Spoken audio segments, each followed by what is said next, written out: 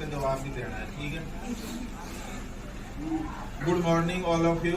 Good morning sir.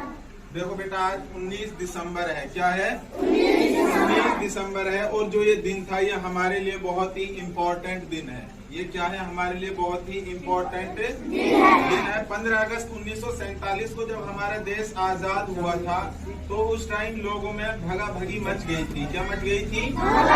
भगा भगी much गई थी। इसी दिन 19 दिसंबर को हमारे महात्मा गांधी जी मेवात आए थे। कहाँ पर आए थे? मेवात आए थे। और मेवात का एक बड़ा गांव है जिसका नाम है घासेड़ा। क्या नाम है?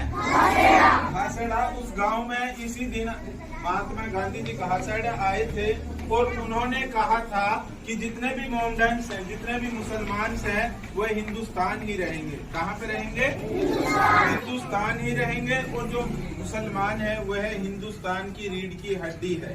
क्या बताया था?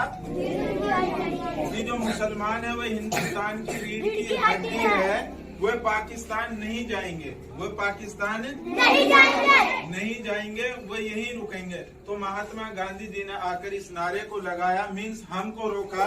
और उसी दिन से हम इस दिन को मेवात सभा के रूप में मानते हैं। किस में मानते हैं? मेवात सभा के रूप में मानते हैं। लेकिन उस बातों को न अमल करते हुए हमारा जो डिस्ट्रिक्ट है, हमारा जो जिला है, वह है भारत की राजधानी दिल्ली से ओनली 50 या 60 किलोमीटर दूरी पे है। लेकिन फिर भी इसको पिछड़ा हुआ इलाका माना जाता है और कहा गया है, और पिछड़ा इलाका भी है। लेकिन क्यों है? इसका क्या रीजन है? इन लोगों ने, हमारे जो महात्मा गांधी थे, उनकी बातों को इग्नोर किया, तभी हमारा जो डिस्ट्रिक्ट है वो इतना बैकवर्ड है। बैकवर्ड क्यों? क्या हमारे यहाँ पर कोई सरकारी स्कूलें नहीं है? क्या कॉलेजें नहीं है? या हॉस्पिटल्स नहीं है? या स्वास्थ्य केंद्र नहीं है तो सब चीजें हैं। अगर हम गवर्नमेंट स्कूलों की बात करें तो हैं, बट उनमें अध्यापक से नहीं है। क्या नहीं है? उनमें अध्यापक नहीं है। अगर हॉस्पिटल की बात करें तो हॉस्पिटल्स भी हैं, लेकिन उनमें डॉक्टर से नहीं है। स्वास्थ्य केंद्र लगते तो हैं, लेकिन कोई जागरूक के रूप में हमारे यहाँ पर उतर कर नहीं आता। तो उसके लिए क्या करना है बेटा? जो आप स्टूडेंट्स की जो लाइफ है, आप ही एक देश के भविष्य हैं। क्या हैं? देश के भविष्य हैं। देश का भविष्य का मतलब क्या होता है? कि जो देश को आगे बढ़ाता है, जो देश को आगे बढ़ाता है, जो देश के बारे में सोचता है, जो देश के बारे में सोचता है। अब आपको ऐसी एजुकेशन हासिल करनी है कि जो हमारा डिस्ट्रिक्ट है, जिसको पिछड़ा हुआ इलाका माना गया है, यहाँ पर किसी भी चीज की कोई कमी नहीं है। ना तो लोगों की कमी है, ना पैसों की कमी है, ना स्कूलों की कमी है, और ना हॉस्पिटल्सों की कमी है। किसी की कोई कमी नहीं है, बट कमी है तो किसकी है? ओनली शिक्षा की। किसकी कमी है? शिक्षा की। कहते हैं ना, पढ़ेगा मेवात तो बढ़ेगा मेवात। आ रहा है समझ में? तो आपको ऐसा शिक्षा हासिल करनी है कि लोगों को आप क्वेश्चन पुट कर सके, लोगों को आप जवाब दे सके। जवाब का मतलब क्या होता है? कि गलत सही पर ध्यान रखना।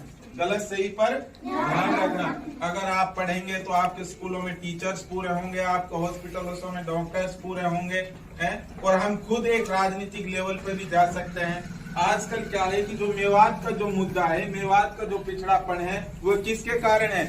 यहाँ के जो राजनेता हैं, जो यहाँ के राजनेता हैं, जिनको हम